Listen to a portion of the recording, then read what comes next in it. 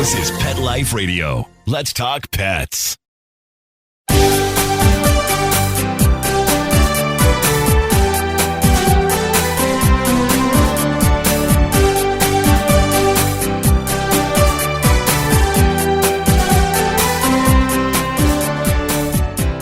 Hello and welcome to Working Like Dogs on Pet Life Radio. Thank you for joining us and for following Working Like Dogs on Instagram and Facebook. We're your hosts. My name is Marcie Davis, and my co-host is my amazing service dog, Lovey. And we're excited to be with you today to talk about our favorite subject, working dogs and working animals. And today we have two special guests joining us. Dr. Joanne Singleton, she's a professor with Pace University's Graduate School of Nursing, and Lu Picard, who is the co-founder and director of programs for ECAD, which is Educated Canines Assisting with Disabilities.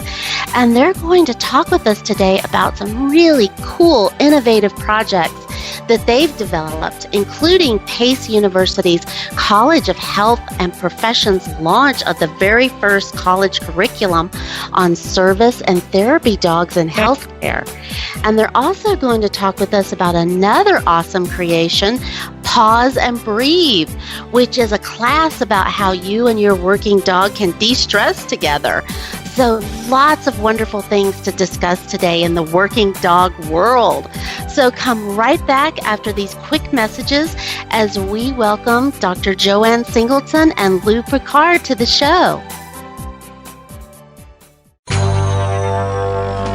It's DesignerPetSweaters.com. Hand-knitted designer sweaters for your precious pup or cool cat. Beautiful couture patterns for your pets, including custom-knitted formal wear, casual wear, yachting, and even sports-themed. Many designer pet sweaters include feathered tammy hats, top hats, and a lot of sparkle. Each sweater includes leg loops, front paw sleeves, and leash opening. Visit DesignerPetSweaters.com to order your four-legged fashions today. Large or small, we fit them all. DesignerPetSweaters.com.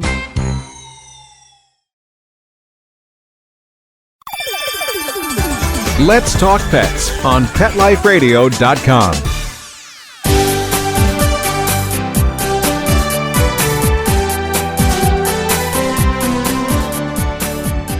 Welcome back to Working Like Dogs on Pet Life Radio. We're so excited to have Dr. Joanne Singleton and Lu Picard with us.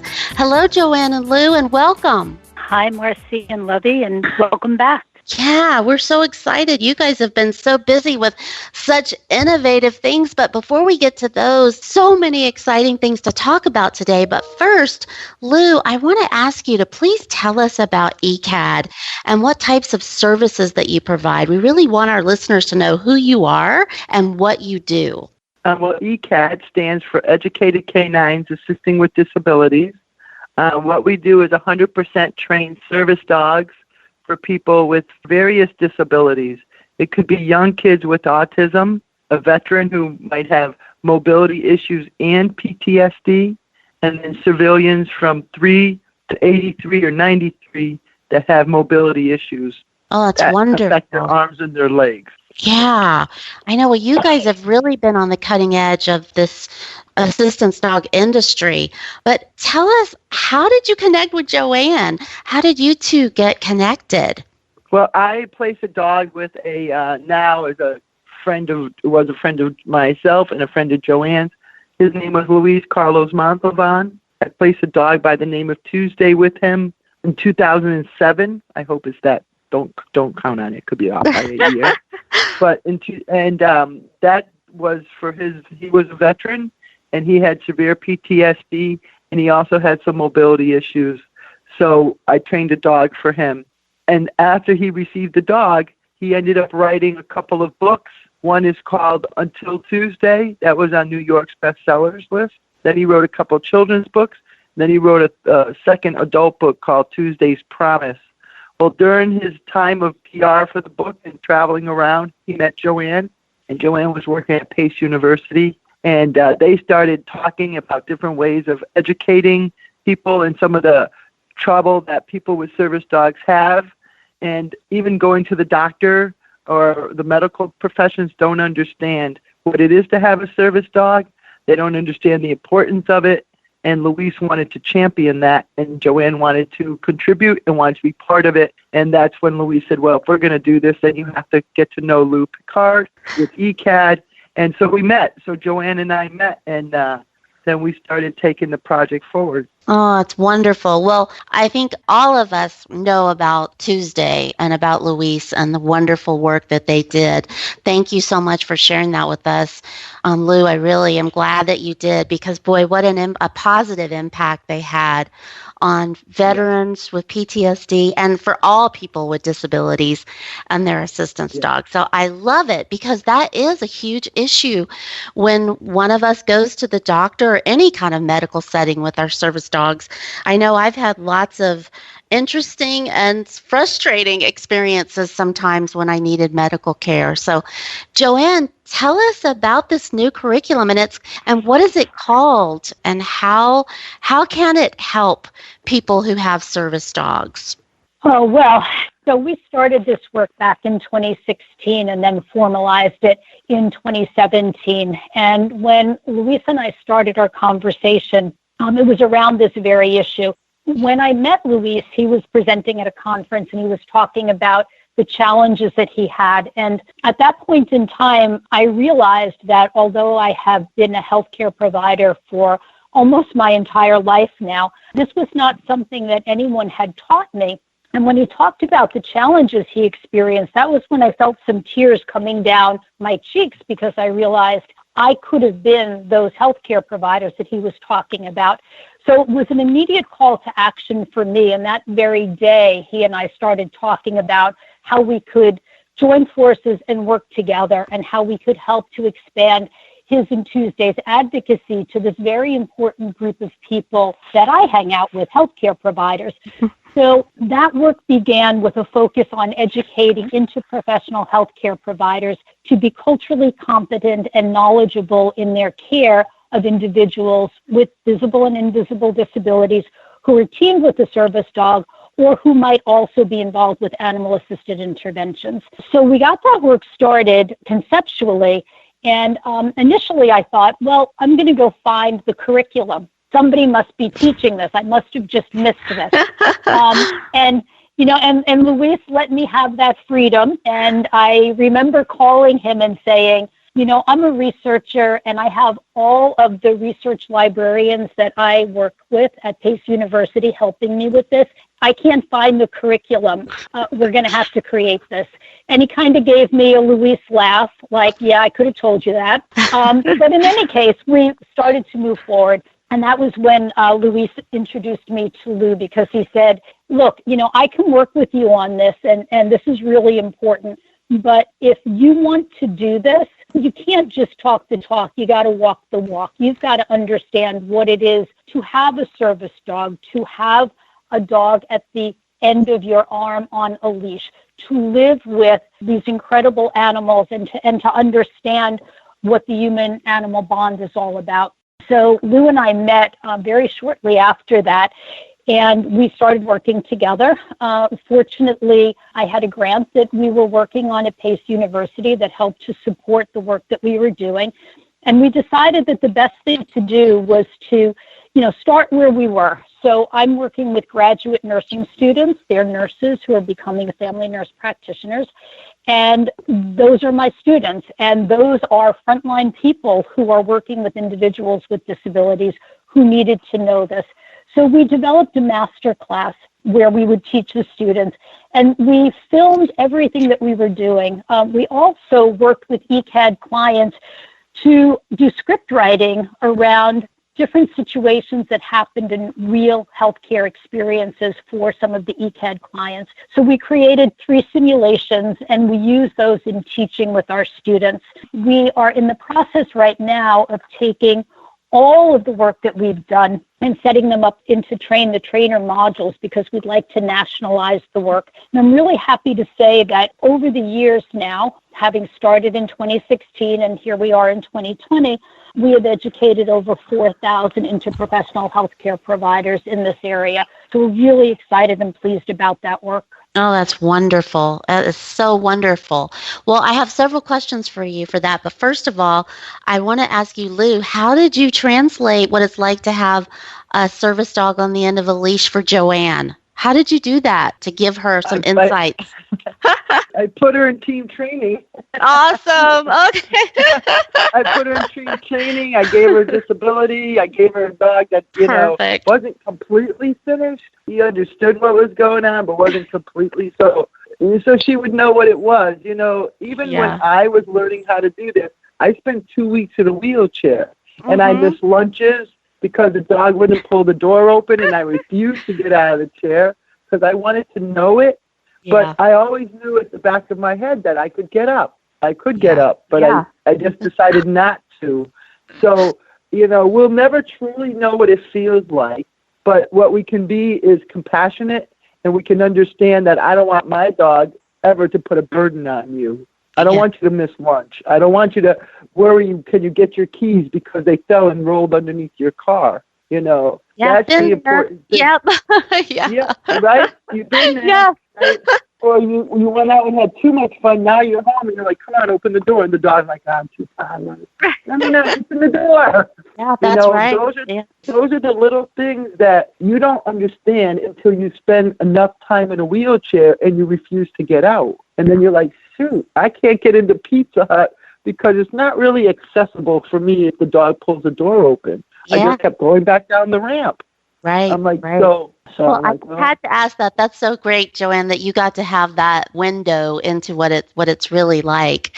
And Joanne, I want to ask you, well, first of all, what are some of the simulations? Yes, I can. But what I also need to tell you is that I have an ECAD service dog who works with me as a facility dog. And so I have a 24/7 experience now, which when I started this work, I didn't realize how critical this was going to be.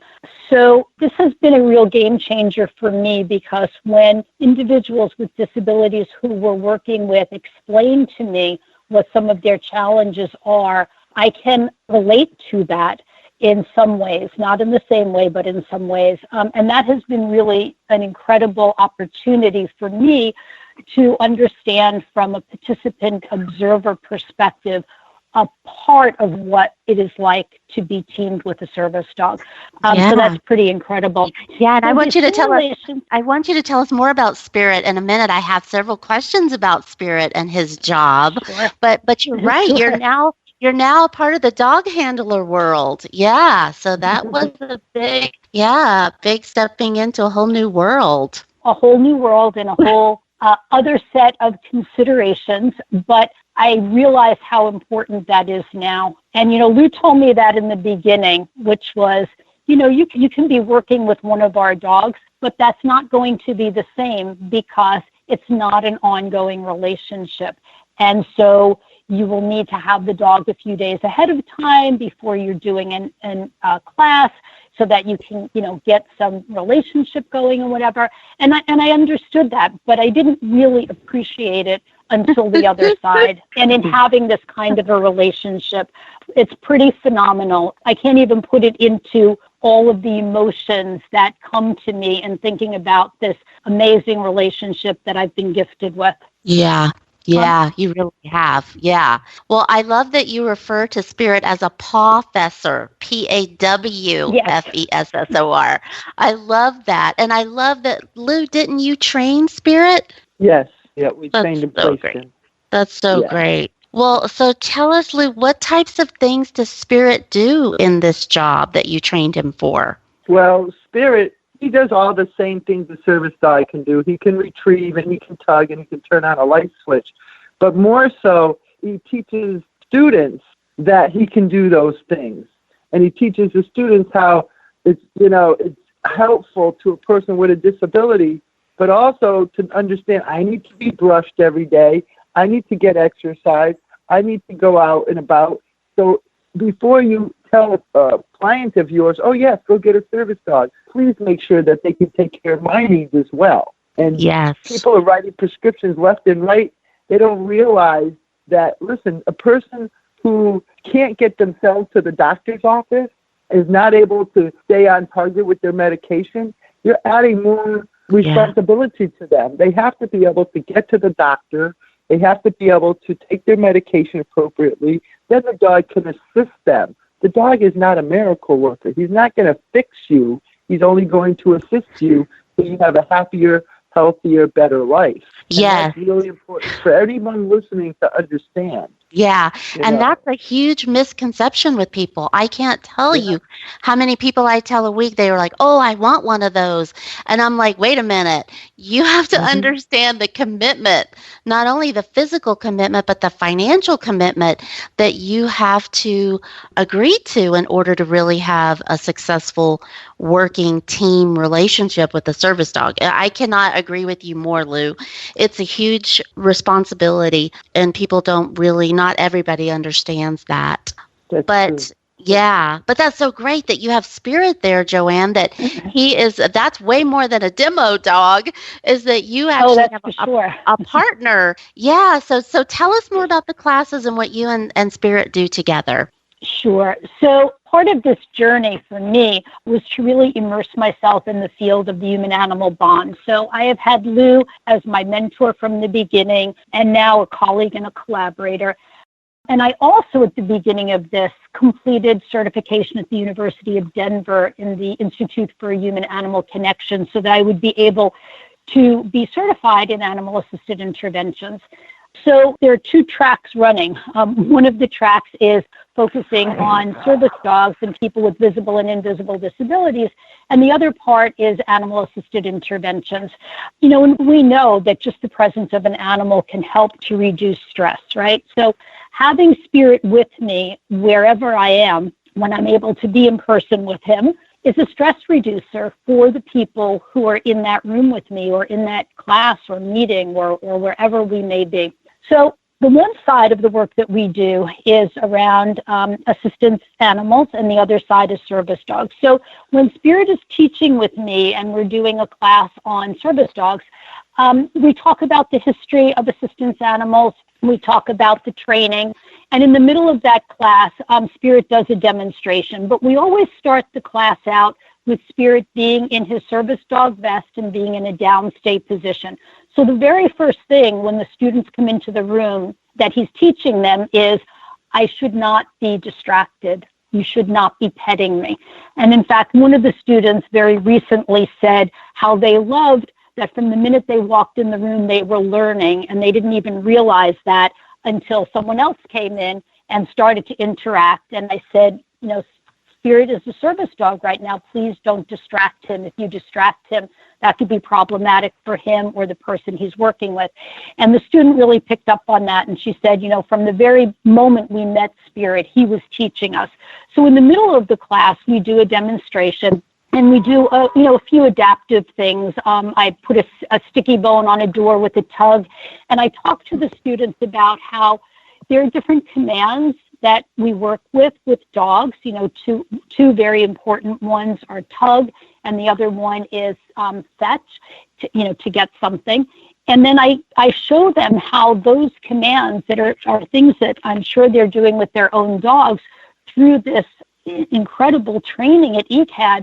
The dog is then taught those commands as tasks, so they can be translated into tasks. And then I show them, fetching the keys, and I show them tugging the door open. I put my coat on, and I have a tug on my coat, and I say, I'm not leaving the room now, but I'm going to show you how Spirit can open my jacket for me. And so he'll open my jacket, and then I'll ask somebody to volunteer their feet, and he will take their socks off. And so we do a variety of things that are very, very real, that are just amazing to the students when they realize, as health professionals or health profession students, how this is something that could actually be done to help a person be independent. Like, all of a sudden it makes sense. And so I can tell them that, and I could show them pictures or whatever, but they're seeing it firsthand, and it's pretty impactful. Yeah, so that's a game changer. Yeah. Yeah. So after we do that, I always promise them that later on in class, they will have an opportunity to interact with Spirit. And so later on in class, Spirit takes off his service dog vest and he puts on his facility dog cape. And the students are then allowed to come and take selfies with him and to interact with him. And that's part of the stress reduction. And he works with me in our stress reduction program. He and I have a practice for stress reduction. And so when the students approach him, he'll immediately lay down and then give his belly so that they can be stroking him. All of that is happening, within an hour and a 15-minute class time. Well, I'm sure your students are mesmerized when they start seeing all of these real-life things that Spirit can do that just have such a tremendous impact on someone's ability and their quality of life.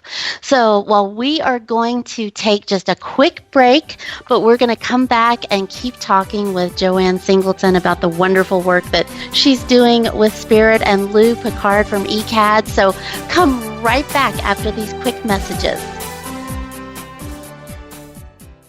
I've had blue-fern Amazon parrots and cockatiels and finches and cats and a little Lhasa Apso, a Maltese, she's like 22, a yellow lab Floyd, a black lab Murphy. Murphy's coat, it's very, very shiny, like it sparkles in the sun. And I'm also a part-time dog trainer, so I will always endorse Dinovite. DINOVITE.com. Why wait until your dog is shedding like a monster? Save your dog from the agony, the misery of being stinky and having hot spots and shedding and making sure that they have the proper nutrition. The omega-3 fatty acids, flaxseed, zinc, alfalfa, the digestive enzymes that are cooked out of regular dog food. Get them started early. I mean, your dogs will love you for it. My dogs do puppy zoomies around the house. You won't believe how happy your dog will be. I get my Dinovite at DINOVITE.com.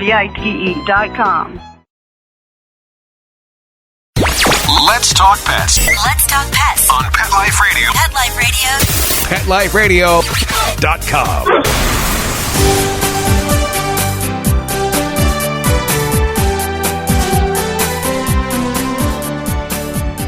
Welcome back to Working Like Dogs on Pet Life Radio.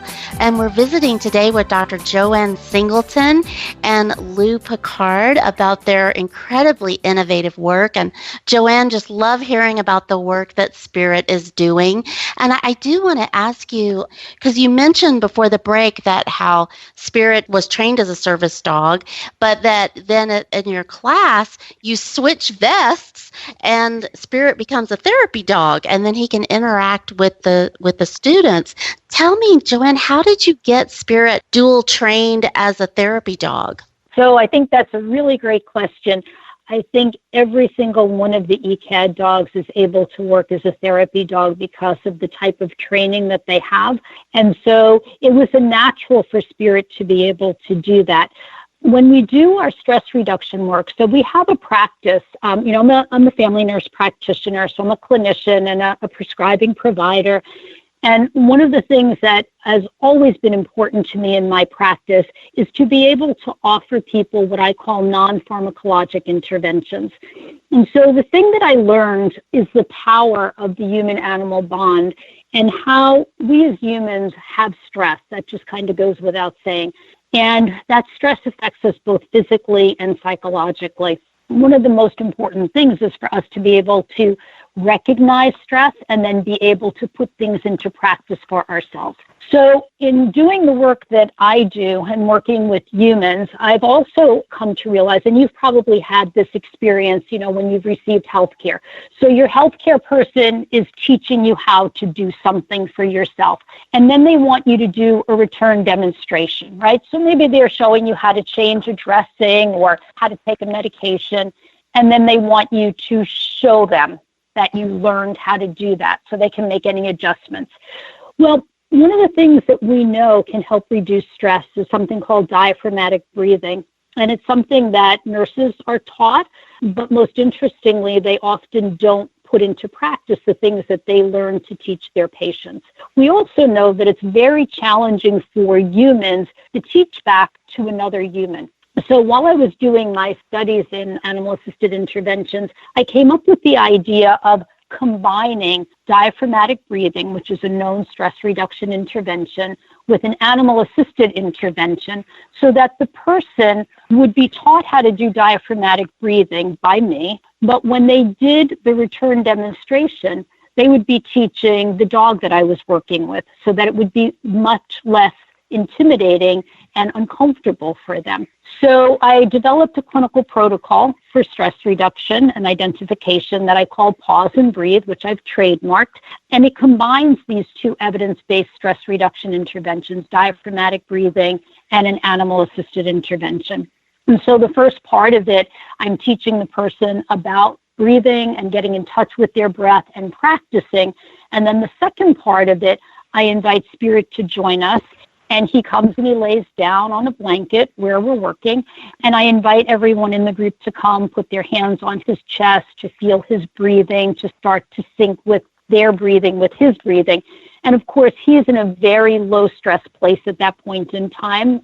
He's been exercised before, he's been fed, he's been watered, he's been toileted, and I have stress reduction music for him. And he just loves doing this to begin with because, he's doing it with me and he loves doing it.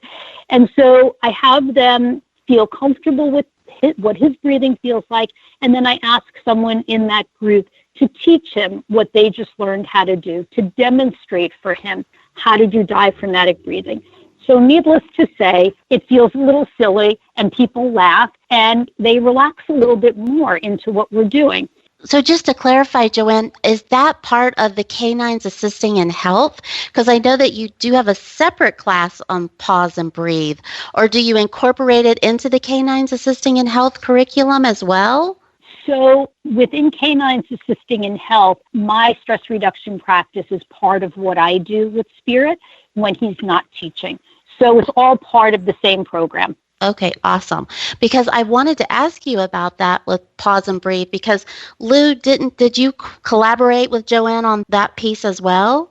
Well, she offered it to my clients while they're in team training. Oh, nice. Then she would come up and give a little seminar, a workshop on a Saturday or a Friday, because going through team training is stressful. So that's how we started it. She would come up and then she would teach it to them and show them how they could use their dog to de-stress. And it was working well, and the clients were using it and loving it. And then the COVID virus came, and we all got isolated. Yeah. And with Joanne and myself, and we're like, okay, what do we do for our clients? And then we thought, well, why don't we offer Paws and Breathe for them? And we did, and it was very successful. Now ECAD started to open it up to anyone on Facebook, on our Facebook page who wants to come. It's all through internet. You don't have to go anywhere. Just be in your house or wherever you are with your family or friend, a dog, a person, your husband, your child, whoever. And then Joanne and I come together.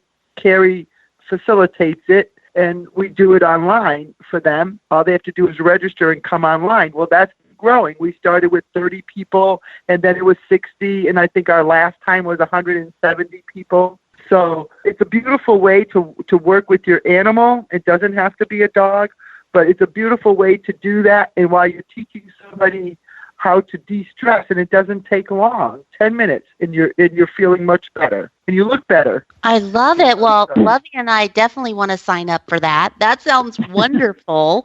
Yeah, and so Joanne, so you're doing them online now. How can people sign up to do them? Because, I want to know. Yeah, how do you do that? Well, we'll have to check in with Carrie on that. We just finished a series of 3, and now I think she's figuring out what happens next in terms of being able to offer some more of those. We have had a really great response. We've been very effective in utilizing the chat room, and so we're hearing and getting people's feedback during the session. And actually, someone was telling us in the last session that they actually put their pulse oximeter on and that their oxygen saturation went up to almost 100%, which it has never done before. So people are really able to make quick use of this, which is, what the whole goal is, to give people something that can help them in the here and now. Yeah. And for the dogs too, I know when I get stressed, I know that Lovey tends to get stressed. You know what they say about how the things travel on the leash. So I have to be really careful of that. So having those skills of being able to breathe and check in with yourself, your own stress level, and how you can support your dog's stress level, that's priceless. That's really wonderful. So I hope you'll share with us so we can share with our listeners how they can participate in a class like that. And I hope you'll do more, because that could really help. I would tell them, your listeners, to friend us on Facebook. Just go to ECAD 1 on Facebook and friend us. And then what will happen is we post it on Facebook, and you'll get notified, and it's free. All you have to do is register, and then you'll get an invitation, like a Zoom or a Google Meet invitation. Just click on it. Perfect. Well, we'll do it. I know Lovey and I will definitely do that, and we'll post that on our site so that our listeners definitely can do that. That's wonderful. Please do, yes. Yeah. Well, I do want to ask you, Lu, because ECAD does so many types of working dogs, assistance dogs, and I believe you do courthouse facility dogs. Do you train those as well? So courthouse dogs came to us. What happened, there was a girl in Poughkeepsie who had been violated by a stepfather, and it took so long, almost 2.5 years, before it came to court, and her family had abandoned her over it. So she was living in a group home, and when it was time to go to court, she was too afraid. She wouldn't go. So the group home called around all over the United States trying to get a dog that they could borrow for a while and that could go to court with this lady. Well, they called us, and we're like, we have Rosie. Rosie had already been retired. She was 10. She had worked as a therapy dog with Dale, co-founder of ECAD, at Green Chimneys for all of her life. She was around kids with emotional disabilities. She would carry their apples from the cafeteria back to the classroom. If you knocked on Dale's classroom, she was the one that opened the door. So when we retired her at 10.5, they called us, and they were like, you know what? We have the perfect dog, the perfect one. But they needed to take her for 6 to 8 weeks from us. And so we're like, okay, we're going to do it. We let her go. They let her have a bond with the girl, and we did some training at keeping her in tight spaces, because you had to be able to stay in the witness stand. Before they would even do this, Rosie had to be all day in a courtroom alone with no handlers, put her in a downstay in the witness stand, and then we had to leave and come back at when they took their break. And she did, and the judge said she was amazing, and only got up when the court would get a little riled up. She would kind of stand up and look at them, and everyone got quiet, and then she'd lay back down. So was she the first one? Well. Was she the very first? Yeah. Rosie the courthouse dog. If you Google that, you can read the story. But that was in Poughkeepsie, New York, and it went nationwide. Yes. And then from there, other people started wanting them. And the person who was violating this girl ended up getting guilty. They found him guilty. He appealed it because he said the dog influenced the girl. It went all the way to the Supreme Court, and they're like, no, it wasn't the dog's fault at all. Yeah, so wonderful. So that courthouse dogs have come a long, and they've come a long way since then. That's wonderful, Rosie. Yeah, Rosie's the courthouse dog program. Yeah. Mm-hmm. And then you guys do other facility dogs too, don't you? Yes, I have like 8 dogs in a facility in Memorial Healthcare System in Broward County, Florida. They have one of our dogs in every hospital they have. The Joe DiMaggio's Children's Hospital, the Regional Hospital West, which is all for heart patients. That's an amazing healthcare system. I would tell my husband, listen, if I ever get sick, I need to go to one of their hospitals. They have lots of alternative medicines and alternative processes, and the dogs are one of them. And they've done a beautiful job there. But we place dogs in hospitals. We place dogs in residential school facilities. The district attorney's office in New York, upstate New York, has a dog. The Child Prevention Center is waiting for a dog. So, yes, facility dogs are also come a long way. that people are starting to understand that they're a tool that is beneficial to not only the person who needs it, but just the staff around them. The dog is an asset to the staff as well. Yeah, they are. Yeah, it's amazing. So how many dogs, Lou, does ECAD place a year? So I usually have about 40, 43 dogs, anywhere from 40 to 50 dogs in training. But as you know, it takes almost 2 years. It's a 2-year process. So I put out somewhere between 20, 25 dogs a year. And we built a new training center up here in Torrington. I'm in the midst of getting a new kennel built for the dogs, and so that we would like to increase that. We'd like to increase that number to about 40, 45, 50 dogs a year. Wow, that'll be topped out. Wonderful. That'll be topped out for me. Yeah. Yeah, that's a lot. Yeah, that's a lot. And I don't want the quality to go down at all. So exactly. Yeah. That's the key. I know. People always think bigger is better, but I've talked to so many assistance dog organizations, and they say no, and it's that quality. And I'm so glad to hear it, because it is so important for people like me on the other end. We appreciate that. But how exciting that you're building a new facility. That's probably going to be a huge improvement in your ability to get these dogs trained and out the door. Yeah, the training center. We have a training center and a living center for the people who came. That was a huge stress reducer for us. And now the kennel, once that's built, that will put it all into place. I just wanted to make sure ECAD was here long after I wasn't. And by putting the buildings here and setting up that, now they have such a strong foundation. Yeah. No matter what happens, that ECAD should continue on, and it needs to continue on for the client. Yes. Oh, that's wonderful. Well, you two, I could talk to you guys all day about the wonderful work that you're doing, and I just can't applaud you enough for it. It's wonderful, and it's changing the way that, this is what really makes systemic change, are these kinds of achievements. It's just wonderful, and in such a positive way. So as we're leaving today, though, I do want to just ask you quickly, and especially Joanne, how can people get more information about your curriculum, or about, you did share with us about Paws and Breathe, but just tell us again about Canines Assisting and Health. How can people reach you? So the easiest way for people to reach me is my direct email address, which is Singleton, JSINGLETON @PACE, PACE.edu. So people can feel free to email me directly. We are in the process right now of setting up our own private YouTube channel, so that as we try to nationalize our work and we move forward our Train the Trainer program, we'll be able to give access to those individuals who want to join us in teaching this curriculum across the country. We're hoping that some ECAD clients are going to be joining us in this. We are also in the process of developing a certification for Paws and Breathe.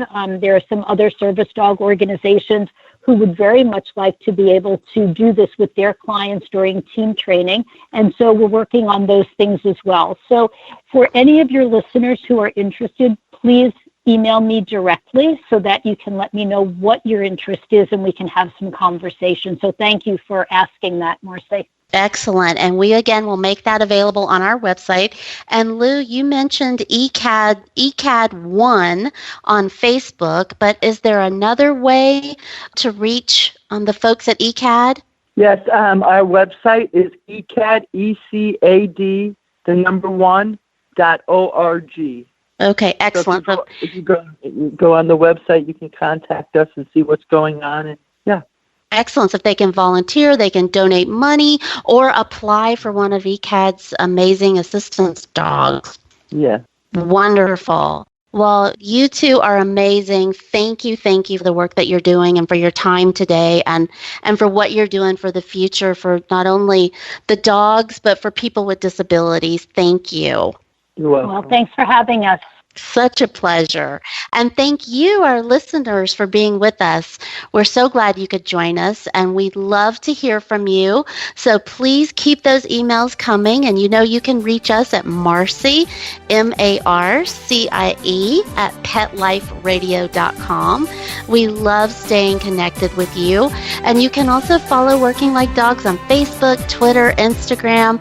And you know how much I love seeing your photos of your working dogs and the incredible work that you are doing together each day. So thank you so much for that. We look forward to hearing from you, and take good care.